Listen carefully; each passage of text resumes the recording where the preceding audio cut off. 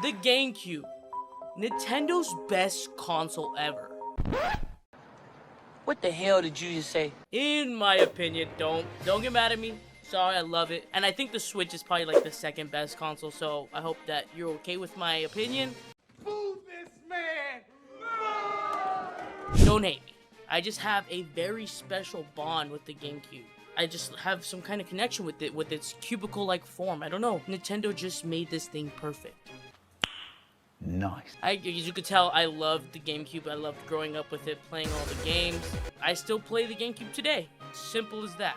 But if I wanted to play the GameCube on original hardware, I would have to have some pretty deep pockets. Deep. I'm talking like deep, like 6 feet deep. If you dig a 6-foot hole, how deep is it? It's about 20 feet deep. If you dig a 6-foot hole, how deep is that hole? It's about like 20 feet.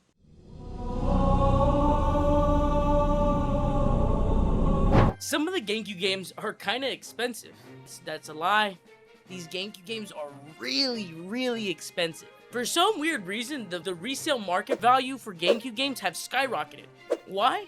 I don't know. They're just super high now. Like one of my favorite games, which is considered a hidden gem for the GameCube, is one of my favorites. It's on my top 10 for sure for GameCube games, is Go-Go Hypergrind. Yeah, Go-Go Hypergrind now, resale value is at $700.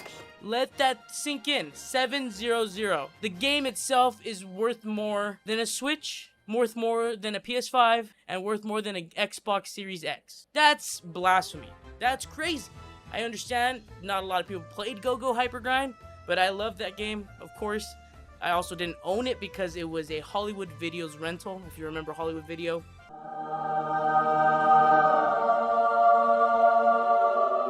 It's crazy how expensive GameCube games are for some weird reason.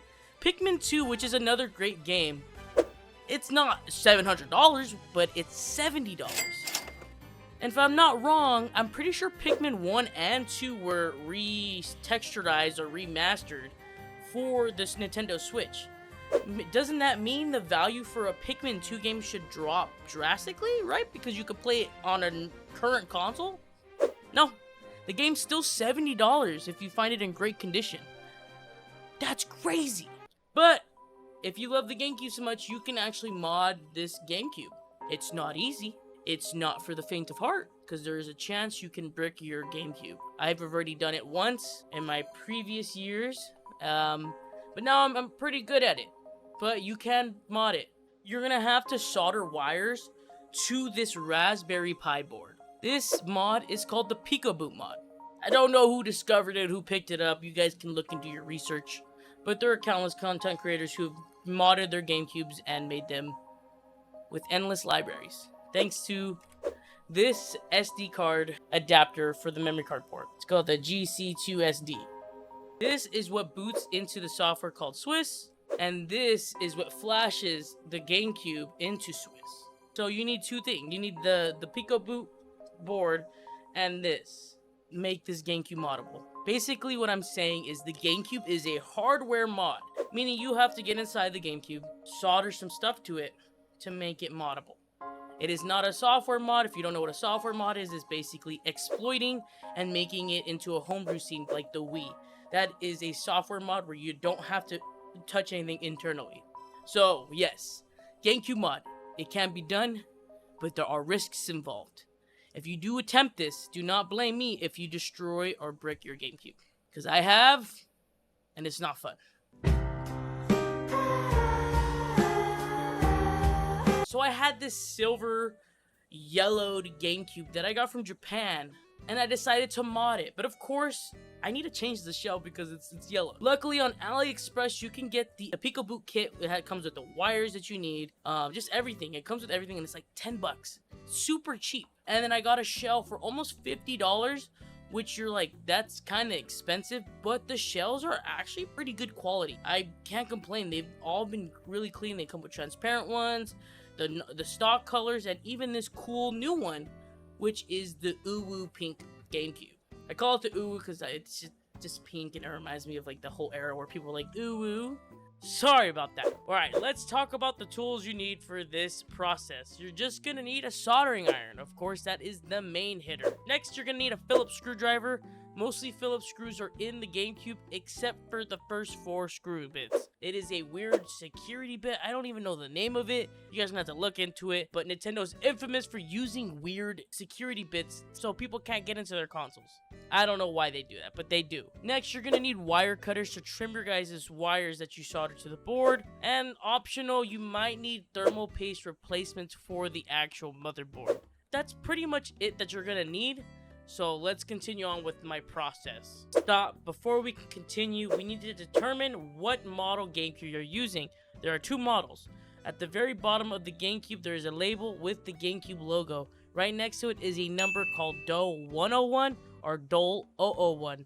Those are the 2 separate models. You will need to look those up and see on the diagram where to solder, because the soldering points are different for each model. So keep that in mind, and in this video, we are using a 101 model. Okay, to start off, let's unscrew the GameCube with the game bit or security bit screwdriver. It's just 4 screws, and that's all it takes to open up the GameCube. The CD drive, I've left the game in there. Luckily, that doesn't do anything. I didn't break it, so it's fine. Next, after that, you're going to want to take out the controller port with a ribbon. It's a simple ribbon cable, and you just attach it, and you're good. After that, you're going to want to get these 4 screws. There should be 4 screws, but I think this GameCube was already open before, and it was missing 2 of the screws. But I'm pretty sure you're going to find 4 screws right there by the controller port. After this, we're going to detach the power supply from the fan. That way we can unscrew the fan and take the fan off.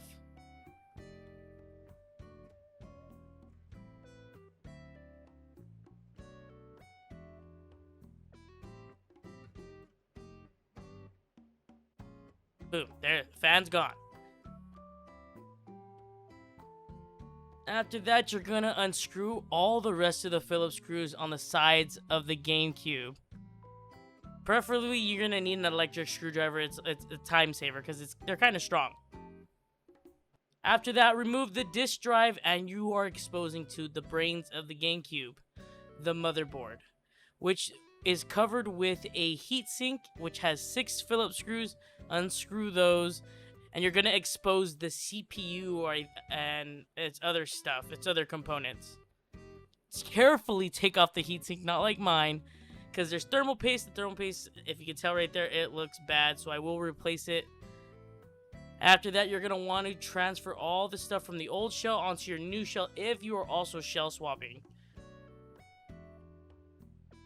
Right here, what I'm doing is I'm actually pre-soldering the board and the actual points I'm going to be soldering wires to. So there's enough solder into those joints. So yeah, just pre-solder those for sure. So here's the diagram thanks to the GitHub page on what's the different solder points for each model. So you can see on the left is the 001 model, and you only have to solder on the front of the motherboard. DOL 101 on the right, I have to solder on both the front and back of the motherboard to enable the Raspberry Pi Picoboot board. So it's a little harder, but not that hard. Now that I know where to solder, all you gotta do is solder each wire color-coded to the specific points that the GitHub is telling you to put them. After I was done with that, I put a heat shrink tubing around the cables to organize them, and also so the wires wouldn't get damaged by the actual shielding of the disk drive. I also applied the new thermal paste because it desperately needed it.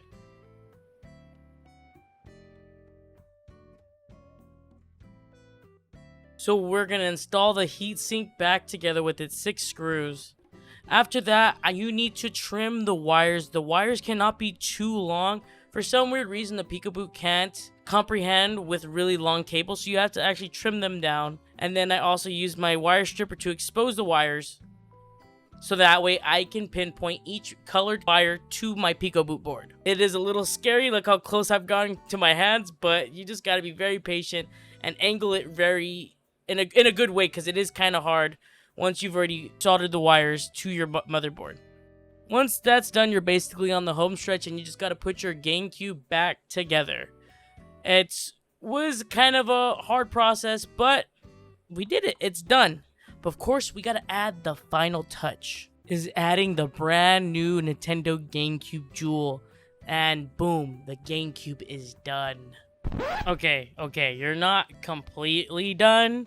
You do need to set up your micro SD card with an IPL format. You guys can look at that, but I'm not gonna post that part because it has the games. So yeah, it's done technically.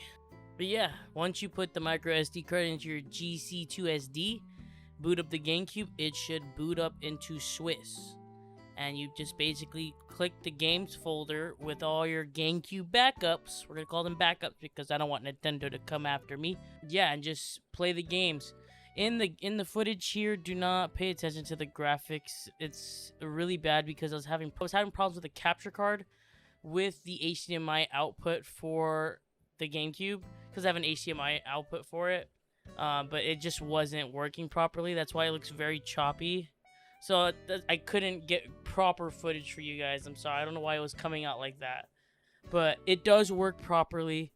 And yeah, the GameCube is smooth butter. I love it. But that's gotta wrap it up for today's video. I hope you guys did enjoy. If you guys like the way I edited this video, please hit the like button. That lets me know you guys like this type of video because it took a little longer. But I kind of had fun doing this one. So let me know if you guys liked it. Comment down below what else should we mod or what should we review.